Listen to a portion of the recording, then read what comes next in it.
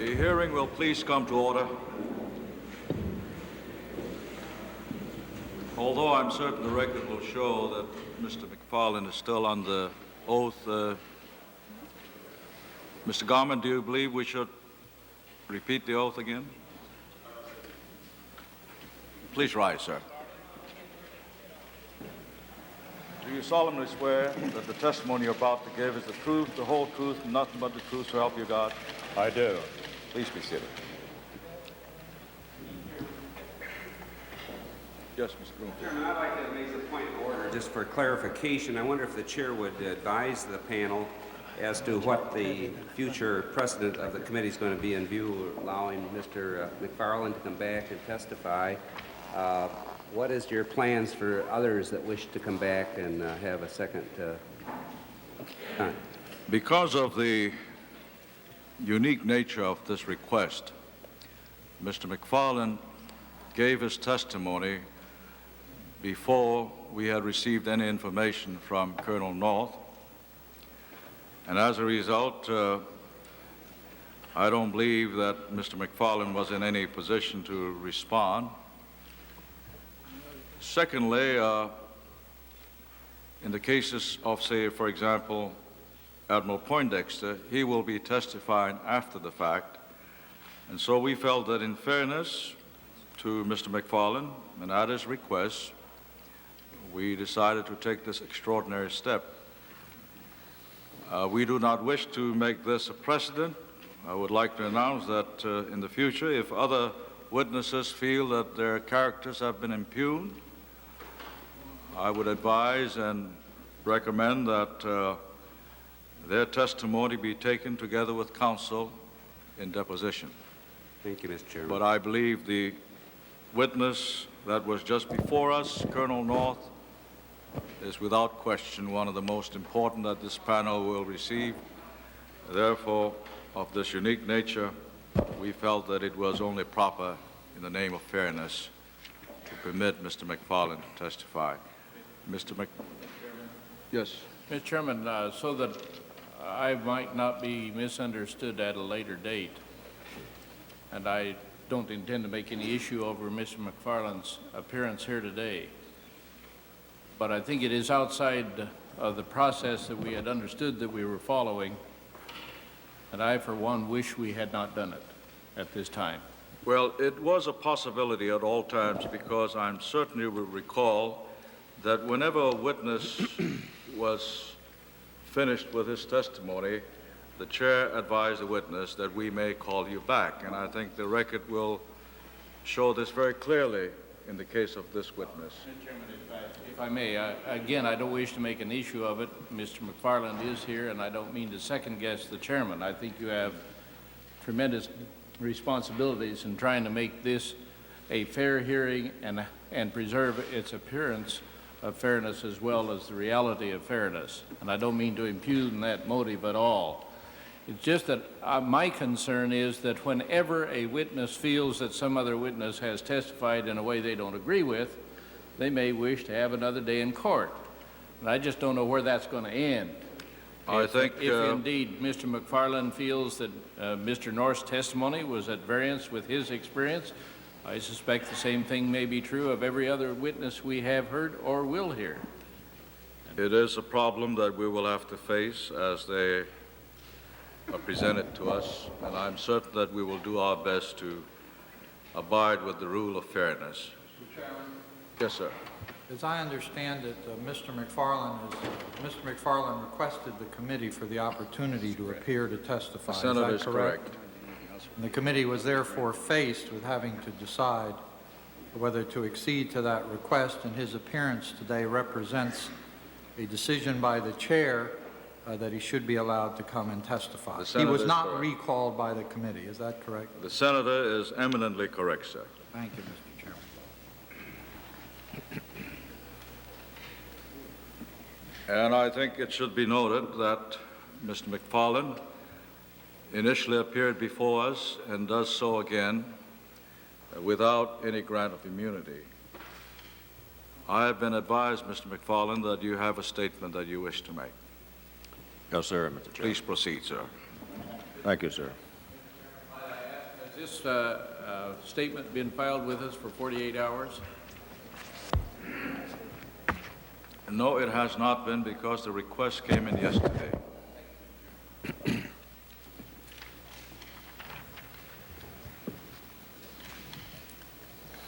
Mr. Chairman, I appreciate the opportunity to take part once more in the committee's efforts to use these hearings on the Iran-Contra matter to identify ways in which the processes used to formulate and carry out American foreign policy can be improved. Since last I was here, the committee has heard very important testimony. In particular, I would cite that of Ollie North. Perhaps as never before in this administration, the nation has treated to a comprehensive explanation of just what United States interests are in Central America, how those interests are threatened, and why our support for the Contras was, and is, in my judgment, still justified. It was a superb performance, passionate in delivery, and persuasive in argument. And for it, all of us, I think, are deeply indebted to Colonel North. In addition, as a personal opinion, I believe that everything that has been said by committee members and others about Colonel North's bravery and devotion to his country is true, and I say that as one who knows, for I have worked with Ollie for many, many years. As is to be expected, just as new testimony sheds light on previous areas of darkness, it may also raise new questions which require further illumination. Such is the case here. For just as millions, literally millions of Americans found themselves saying over and over again during Ollie's testimony, his goals were certainly right, or I agree with the ends that he was seeking. Many of the same people found themselves asking, I wonder if the means have to include lying, or do we really want to keep the Congress completely in the dark? Or shouldn't there be some system of accountability? I'm here today because I want the record to be clear regarding my beliefs about how our government should function in the sensitive area of covert actions under our Constitution. I believe accountability is at the heart of our system of government. Also, while recognizing that the recollections of detail of events may differ between people, that honest witnesses who are busy with many matters inevitably will have different recollections of the same events many years later. And there is also the tendency for recollection to be colored by the way one would have liked to have acted, not the way in which one in fact did. And there are, in my judgment, some core facts about which I feel it's necessary to speak. At the outset, there seems to me to be a consensus, at least within the committee, regarding the legitimacy of and need for covert actions. Simply put, we aren't in a competition with a democratic opponent. For the other side, unrestrained covert actions are a way of life. And just as they support Leninist political parties in developing countries, we had better be able to use a range of means to support people who aspire to freedom, or they will perish, and our own freedom, as we know it, will be in jeopardy. I also believe there is a consensus around the proposition that both the funding level and the intended scope of covert activities should be relatively modest. Any foreign policy issue that involves threats to truly vital national interests, the resolution of which will take significant funding for a long period of time, had better have the understanding and support of the American people going in. That support is engendered by vigorous public debate, something that is impossible in the case of covert actions, which must remain private. Well, if we agree on these 2 points, then the question becomes how covert actions ought to be conducted so as to maximize the prospects for their success, as well as to minimize the damage if they fail. It seems to me that the answer to this question, especially under conditions of governance that we face today, in which one party occupies the White House and the other control of the Congress, must be cooperation and compromise between the 2 branches. Needless to say, such an approach is inherently infeasible if either branch lacks integrity. That is, if either the executive branch ignores congressional restriction or fails to give the Congress full and complete information, or alternatively, if the Congress cannot protect the secrecy of information it is given, or through frequent changes of law demonstrates irresolution, as it certainly has here. Coming to cases, the issue before you concerns what went wrong when the Congress and the President disagreed over U.S. support for the Contras.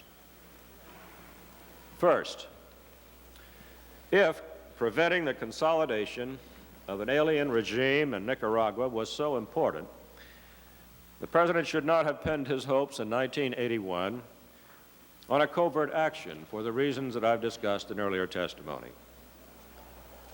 Second, once he did so, however, the Congress, in my judgment, worsened matters considerably by requiring the United States to break faith with these people before the policy had been given a fair chance to be tested.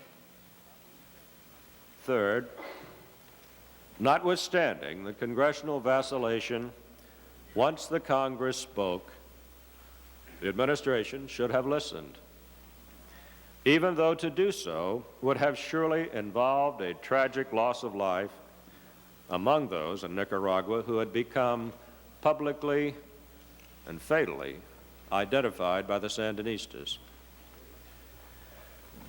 Alternatively, the administration could have chosen, as it apparently did, to disregard the Congress and pursue support for the Contras, relying entirely on private support. In my judgment, doing so was wrong for 3 reasons. First, there was very little prospect that this course would have been sustained by private funding at anywhere near the levels that could be poured in by the Soviet Union from the other side. In short, it would ultimately fail, and at a much larger cost in terms of human lives. Second, it would be politically unwise to do so, for by going it alone without congressional support, the current furor was almost guaranteed. And when it came, the President would be, as he is today, without allies to share in the defeat. Third, however, and most important in my judgment, to have chosen to establish a legal precedent concerning the President's sole responsibility to conduct foreign policy on an issue that was so poorly understood by the people of this country, and by behaving as if the President is not accountable to anyone, is simply wrong. The concept of accountability is firmly rooted in our political history for a very good reason. While in time of war, one might imagine a justifiable transgression of law by a president to avoid a catastrophe, even the limited exercise of this license has been a matter in which presidents have traditionally been very careful to enlist the support of members in Congress who would be there to share the blame if something goes wrong. The other reason for assuring accountability is also compelling. Without accountability, the temptation for a president to go beyond prudent limits to salvage a failing policy, especially if the majority in office is of the opposite party, will be virtually irresistible. And in circumstances of distress, while relying upon private parties who may not be competent or incorruptible, the margin for not just failure, but for the establishment of a climate of enduring hostility with the Congress is dangerously high. Colonel North testified that I gave him general authority to conduct covert operations involving widespread military and paramilitary activities based upon the position that the Boland Amendment did not apply to the NSC staff. He also stated that he kept me advised of all of his activities. Colonel North did report to me from time to time on a few, but certainly not all, of the activities that went beyond mere political support for the Contras. The committee has seen those memoranda, all 6 of them. One, for example, involved his request for permission to ask a private U.S. donor to provide a helicopter to the Contras. I specifically disapproved this proposal and noted that I did not believe that it was legal. On other memoranda in which Colonel North asked me to solicit funds from foreign governments, I rejected the proposals, and that is stated on the face of those documents, and you have them. On other memos, I did not respond, or the proposals were mooted by events. But implicit in all this was the premise that the Boland Amendment governed our actions. This is not to say that it isn't reasonably and properly subject to a court test, and I believe it should be. But on my own, I determined that because I had engaged, and Don Fortier had engaged, for days and weeks with members of this committee and others, chairmen and ranking members of the House Foreign Affairs Committee and Senate counterpart, and others who would vote on this measure spent literally days and nights trying to forge compromise. At the end of it, we lost. And it was very evident that the intent of the Congress was that this amendment applied to the NSC staff. So it was a political judgment on my part, without prejudice to the legal position that must ultimately be determined by the courts. And I think also that the evidence that surely I did believe that the Boland Amendment applied to the NSC staff is expressed in the fact that otherwise, why would we have worked so hard to get rid of it after it was passed? If we felt that we were not covered, what was I doing? What was Don doing coming up here day after day trying to get rid of it? Colonel North testified that he and Director Casey had agreed upon a full-service operation to support the Contras using non-appropriated funds. I never heard of any such full-service operation from either Director Casey or Colonel North, and I certainly never concurred in one. But more importantly, I do not want the record to reflect that I subscribe to the notion that the executive branch can or should establish a self-sustaining private enterprise to carry out activities outside the oversight of the Congress. Colonel North has testified that he did not recall that I had directed him not to solicit funds to support the Contras. I did instruct him not to solicit funds, and according to his own testimony, and apparently other evidence, in fact, he did not do so. Colonel North also assured me that he was not soliciting funds when, as I have testified, I questioned him on this subject before signing the letter that he drafted for me to send to Congressman Barnes and to Chairman Hamilton later. Colonel North also testified that at a time before Congressman Barnes came to my office in October of 1985, when I drew Colonel North's attention to certain of his memoranda to me that raised doubts about his compliance with the law, I then instructed him, in Colonel North's words, to, quote, fix them, close quote. This is incorrect. In fact, Ollie proposed revision of certain of the documents, but only to conform them to his actual intent, which he said that I had misunderstood. He gave me an order to obtain my go-ahead for the project, 2 revised pages which were grossly at variance with the original text. So I did not approve them, I did not return them, and I ultimately discarded them. The effort, so far as I was concerned, was ended. Prior to my testimony, during questioning by the committee staff, I learned for the first time that within days before Colonel North left the White House in November 1986, he withdrew these documents and altered them. This was done without my knowledge or concurrence. Colonel North testified that I directed the White House chronologies be altered to say that everyone in the United States government believed in November 1985 that, quote, oil drilling parts, close quote, were being shipped by the government of Israel. This is not true.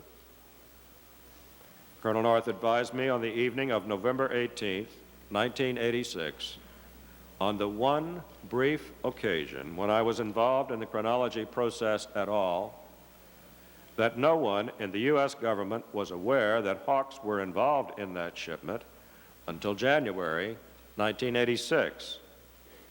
I had no clear recollection of the matter, having spent the entire period variously in Geneva, Rome, Paris, London, California, but not Washington.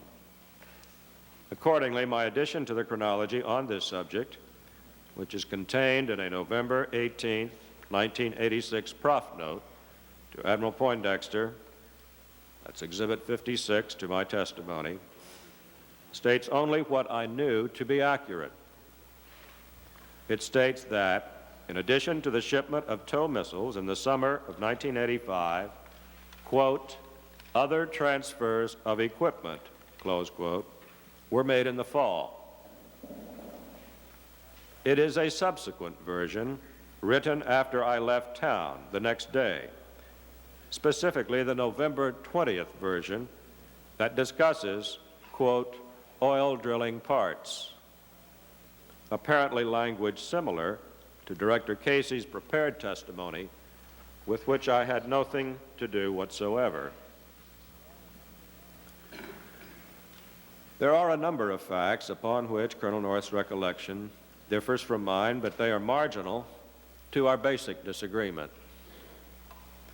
That disagreement involves a clear implication from his testimony that I authorized an operation involving pervasive disregard of statutory restraints, that I permitted, with knowledge, the creation of a separate, clandestine, and far-reaching network of private operations that involved private profits and which was to be concealed even from other members of the executive branch, officials who were entitled to know the details of an authorized covert operation. It is true that the conduct of a covert operation, consistent with the narrow and changing restrictions of the various Boland amendments, required determinations of authority that were difficult and debatable, and in the long run could have been dangerous. But this is a far cry from saying that I or other members of the administration authorized what was clearly beyond anyone's power to authorize, specifically the so-called full-service offshore operation of Messrs. Secord, Hakim, and Gorbani Farr. This is untrue because it is unthinkable. It violates every tenet of my political beliefs, everything that I have sought throughout my career to sustain and advance. These are my beliefs in the rule of law and the doctrine of accountability. These are the essence of the constitutional form of government, which I have fought in war to defend, which I worked in Congress here to carry out. and were part of my deepest beliefs when I served in the executive branch as counselor to the Secretary of State and as the President's National Security Advisor. Finally, I would like to say something about all the talk going around about who was to be the fall guy that took place during Ollie's testimony. No such plan existed, to my knowledge. I know I wasn't party to any such planning before I left government at the end of 1985. But I don't doubt for a minute that Ollie would have offered to step forward to protect me or his commander-in-chief, or both. It would be as much in character for him to do this as it would have been for him to throw himself upon a grenade to protect his comrades, colleagues in battle. But surely we can agree on one thing. Ollie North should not be the fall guy or scapegoat or sacrificial lamb for anyone. Ollie acted at all times without regard to personal gain and was motivated by devotion to the people that he loves, the freedom fighters in Nicaragua. Mutual recriminations about it are out of place. Surely we can make distinctions between profiteers and patriots like Ollie North. The time is at hand to stop assessing the damages and counting the wounded and to begin the job of repair. We simply have to live and work within the lessons of this experience, learned in some measure by everyone, or we risk the worst and most lasting injury of all, the anger and bitterness of an atmosphere of unresolved and unending constitutional confrontation. This is the last, but the most urgent matter that I would like to discuss today. Thank you, Mr. Chairman. Thank you very much.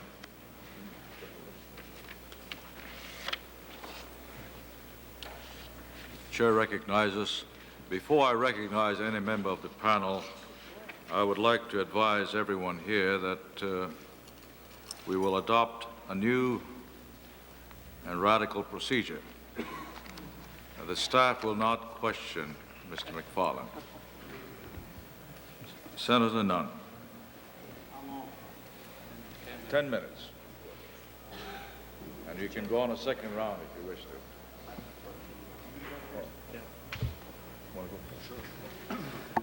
The Vice Chairman, Rudman. Mr. Chairman, Mr. McFarland, there are elements of that brief statement that are very, very compelling and in some ways very disturbing, because I think that what we have here is a situation in which Oliver North, in terms of having derived authority, there is very little that anyone here heard that would deny that he did.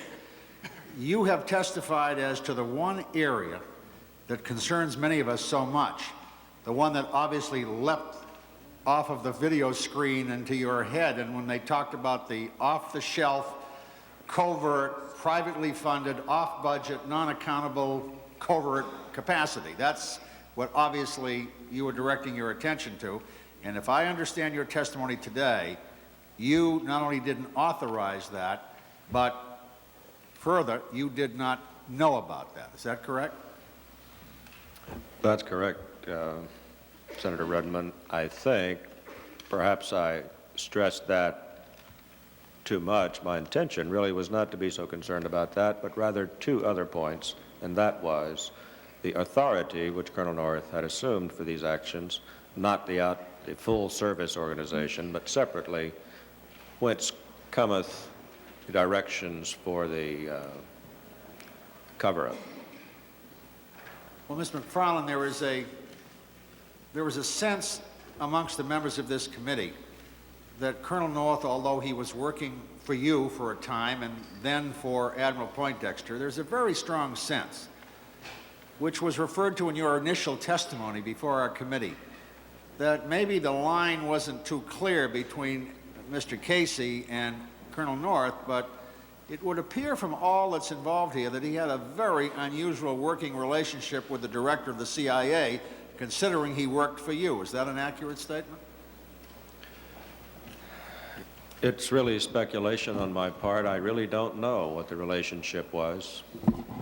Well, it would appear that he got authority from Mr. Casey to do things if he didn't get it from you, according to his testimony. Senator Rudman, I understand what you say. I just have no personal basis for confirming or denying it. I don't know whether that is so or not. Well, let me just ask a couple other quick questions.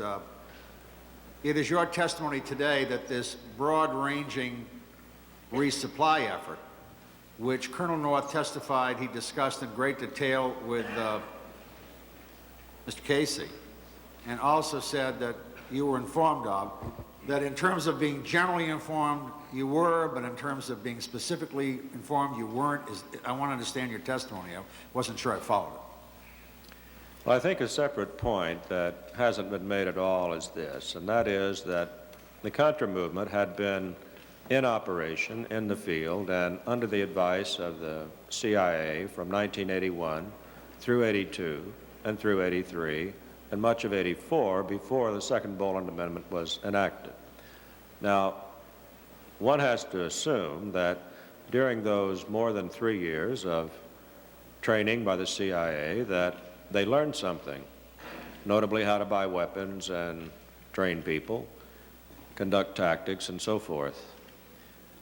Now, I say that because I think, frankly, that it may have been too much of a crutch for me and for others to assume that once Boland was enacted, that the Contras were, on their own, capable of continuing to buy arms, train, so forth.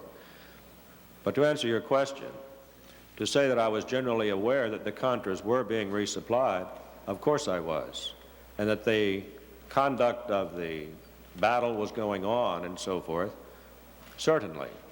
Whether or not Colonel North was involved, to the extent that seems now evident, is another matter. That's my question. Well, I guess what you're saying is you were not, after hearing his testimony, what you're testifying here to is that you were not aware of the extent of his involvement. That's correct. And it came as a surprise to Colonel North. The Tower Commission, of course, indicated that the President said he was not aware of the involvement of his NSC staff in the resupply effort to the Contras. To the best of your knowledge, is that correct? I think it is correct, and I don't want to contribute, as I think I did contribute, my earlier testimony, to the fact that the President was witting of every single thing that Ollie did, for clearly he was not. I briefed the President on what I thought Ollie was doing, and I don't want to lift the blame from my own shoulders. I did tell Ollie, I want the movement to become more credible in the sense of political leadership. And I had no illusions whatsoever that Ollie was down there doing everything he could imagine to help the Contras. But my judgment, and it is my judgment, and error if it is, was that no one single human being could undertake the sufficient scale of activity to be in conflict with the law, which I saw to be, foremostly, a prohibition on raising money. And in no sense was I aware of those activities.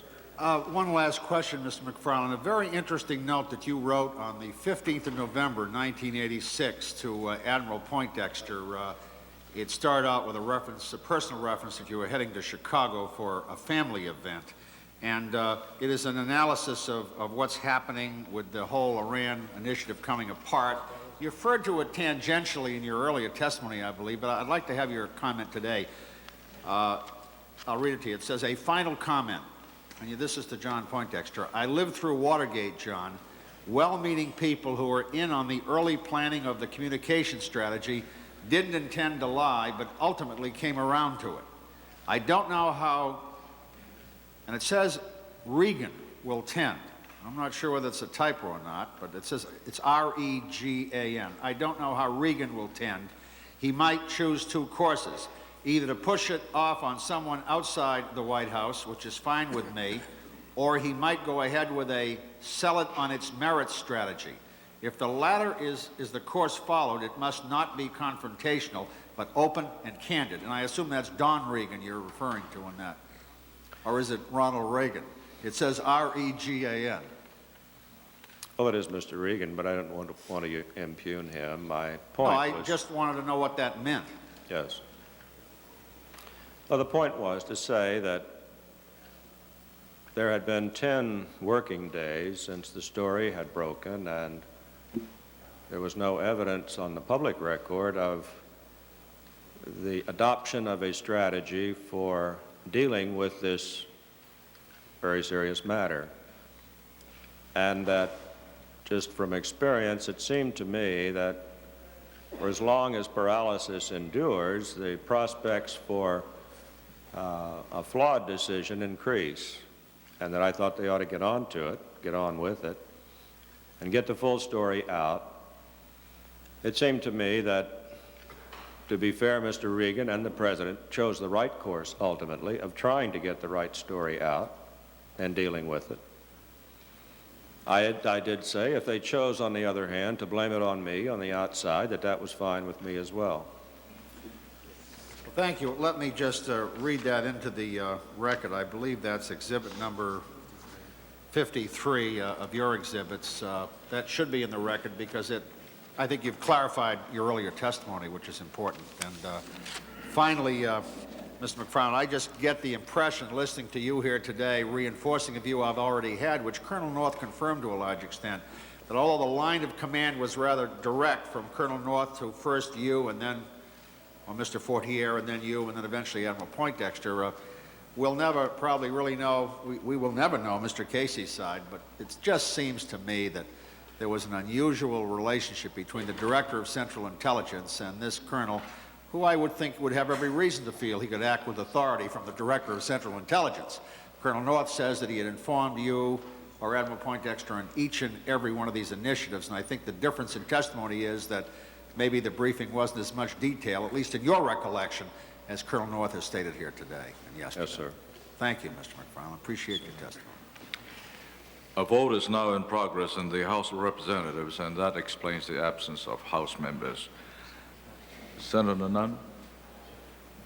Thank you, Mr. Chairman. Mr. McFarland, we heard testimony over the last 2 or 3 days from Colonel North, and we came back to it this morning and went through it in some detail about a transition, as I view it, that took place in January, late December, January 1986, December 85, January of 1986.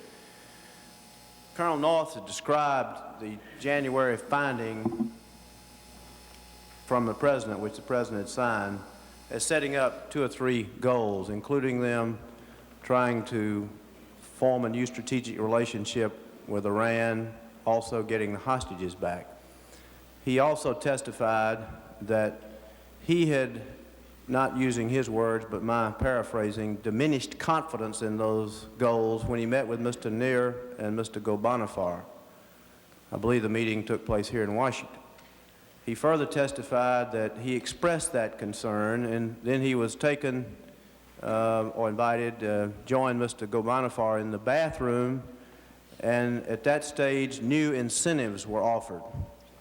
One incentive he revealed this morning was $1 million payment to him. Now, you were not his superior during this time frame, were you?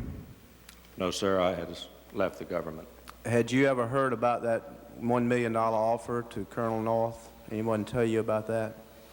No, sir, I have never heard of it before. All right, the second incentive, which seemed to have quite an impact in his own words, again paraphrasing Colonel North, was the Bonifar statement that the residual could be used, produced by the Iranian arms sale, could be used for support of the freedom fighters, which he knew that Colonel North was involved in.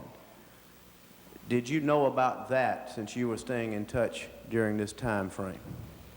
No, sir. As I've testified, I first heard about the notion of diverting funds to the Contras on the trip in May of 1986 to Tehran. Now, you've been the National Security Advisor. Colonel North went on to state in his testimony that he came back and he told Admiral Poindexter, either orally or in writing or both, he wasn't sure of which, that this new incentive was, again paraphrasing, a major consideration. Would you not, based on your experience, think that since the operation officer had expressed diminished confidence in the original finding, the goals set forth by the President of the United States, and that he'd had an offer for a new type incentive, that is, money residual for the Contras, would you not think that the operation officer, having made that report to the National Security Advisor, that that information would be of the nature that would go to the President of the United States?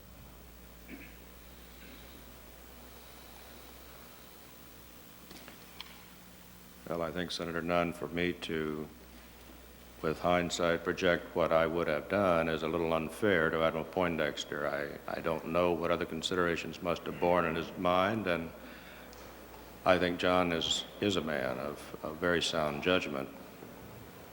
While I was serving, if a change of that magnitude had appeared, I would have reported it.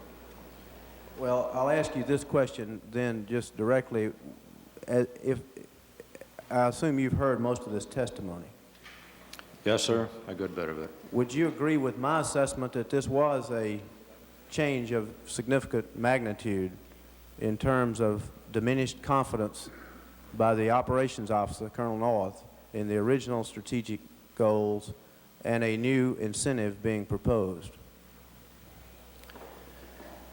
Well, I have to answer yes, and yet, if that prof's note was sent, for example, and I don't know this, concurrent to another memo that diminished its significance, in short, in context, which I don't have, it might be a matter of less emphasis by Colonel North, but under the terms that you cast it, I think it's a fair assumption. Well, I was trying to cast it in terms he did, and I don't have his exact quotes now, but that was what I was attempting to do. One other question, Mr. McFarland. Colonel North was under the clear impression, according to his testimony, that he did have your approval to ask General Secord to undertake the airlift effort. Is that a correct impression on his part? And that was the airlift effort for the Contra operation. I heard the testimony on that point, Senator Nunn, and I was surprised by that. I don't recall being aware of General Secord's involvement with any activity, really, of support to the administration after he left until December of 1985, when, on a visit to London for meetings with the Iranians, I encountered him there. And no earlier offer or proposal, to my knowledge, for either directly with Colonel North or for the Contras to engage him had ever come to my attention, as far as I recall. Again, let me ask you something you've already testified to, but since it came up in this recent testimony. Did you authorize, or did you know, that Colonel North was asking Ambassador Tams to open a southern front? When I heard that testimony, I did recall that Colonel North discussed with me whether or not it would be worthwhile for a southern front to be opened by the Contras. Well, it's manifestly in the interest of the Contras, if they can do it and bring it off, to do that. So there wasn't a serious matter of argument on that score. With regard to having Ambassador Tams involved with it, to tell you the truth, I'm not sure what that would be. Surely Ambassador Tams was not to be the man in the field that somehow organized the effort and supported it. But my recollection is that the limit of the exchange was on whether or not the Contras opening a southern front was a good idea. And I said, if they can do it, that's fine. Well, that could have implied, could it not, to Colonel North that he had the authority in that case. It seems to me that based on what you've said, he would be entitled to assume that he had authority when you said that what he had proposed was a good idea? Well, to say that it is useful for a Southern Front to be opened seems to me a long leap. But I think certainly I'm not perfect and I can be misunderstood. And I'm only saying that with regard to directing Ambassador Tams to become involved in anything, I just don't believe that occurred. One other question that you previously testified to that came up this morning, the Channel Group. Did you know, again, that Colonel North was associated with the Channel Group in the overall Contra effort? I won't call it solicitation because we've been through that one at length, but whatever it was, did you know that he was involved with the Channel Group? No, sir, I didn't. The existence of the Channel Group came to my attention when I suppose everyone else's here a few months ago. I had heard earlier that some group was promoting ads on television for SDI and for the Contra movement, but in the sense of raising money for direct linkage to the Contras, no, I was never aware of that. One final question, Mr. Chairman.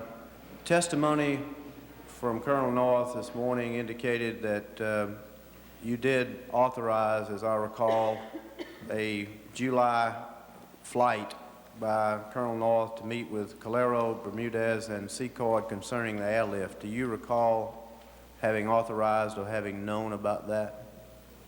July 1985, and that was to Florida. I heard that today, I believe, and I'm not familiar with it. I don't recall that my permission or authority was asked. It is true that I was conscious that Colonel North did travel periodically to Miami for meetings with the Contras. In fact, I think that's probably where the San Jose Declaration was written, and that's good.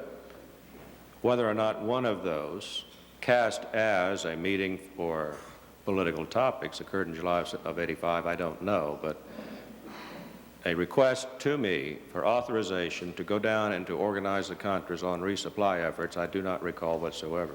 Well, I suppose there's a difference here between knowing about and authorizing and nuances in words, but of these activities that you did not know about, were there any of them that you would not have considered authorized? Well, I think basically, Senator Nunn, that the only activities that I would have considered matters at least that I would have approved of were the kinds of things that Colonel North could offer to the Contras on occasions when he visited them in the field that didn't involve strategy or even tactics, but what he naturally, inevitably, as a military expert, and he is, would have given just because that's would have been almost impossible not to. Furthermore, that he was authorized and directed, in fact, to try to fashion some kind of civilian membership in the leadership, and also to try to come up with a scheme that would be appealing to the Congress and perhaps even to the Sandinistas for a compromise. I guess what I'm really asking is, if any of these things were unauthorized, could you tell us whether they were unauthorized and which ones they were? Well, I think the easiest way to categorize it is this. The Contras had to continue in some fashion to buy beans, bullets, Band-Aids, and the hardware of war. Now, the line is crossed when, instead of their doing that, Colonel North does that. Now, frankly, I would not even have objected strenuously if he told them where he thought they could get the best price and let them go and do it.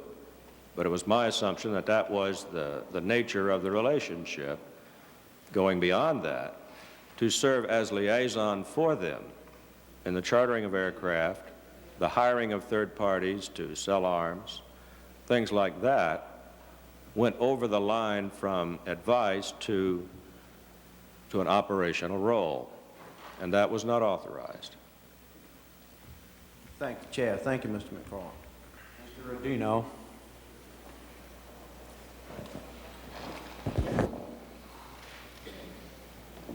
Thank you very much, Mr. Chairman. Good afternoon, Mr. McFarland. Good afternoon, Mr. Chairman. Mr. McFarland, after your interview with the Attorney General on Friday, November 21st, 1986, you called Colonel North from a payphone outside the Department of Justice. During that conversation, did Colonel North indicate that someone from the Department of Justice had advised him to retain an attorney? Mr. Chairman, I believe it was in that conversation that what you describe occurred. It occurred between Colonel North and me at some point, if not there within a day or so. Did Colonel North also tell you that he had been advised that his phone and possibly your phone may be tapped? Yes, sir. On Sunday, November 23rd, Mr. McFarland, you met with Colonel North in your office prior to North's interview with the Attorney General. Did Colonel North tell you at that time that the only potential problem that he saw was a memo he had written regarding the diversion of Iranian arms sales profits to the Contras? Yes, sir. Let me ask you whether or not you know how Colonel North would have known that the memo had been found by the Department of Justice. I don't believe that he said that he did know that, and my assumption was that he did not know. I did not know. The way he stated it at the time, he said, having gone through all of this in my mind, the only thing that I can think of that might be a problem is the channeling of money from the Iran account to the Contras.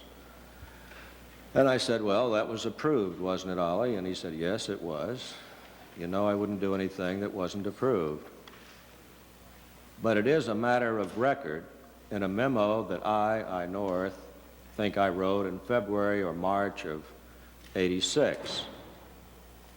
And that's all he said. He didn't say that there was a possibility that that memo had been found by someone at the Department of Justice? No, sir. If he knew that, he didn't say so.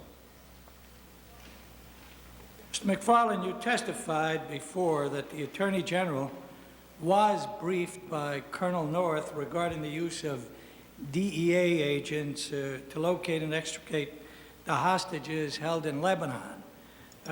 You also found that this plan included the use of large sums of private money to bribe foreign officials and others to gain information and ultimately the release of the hostages.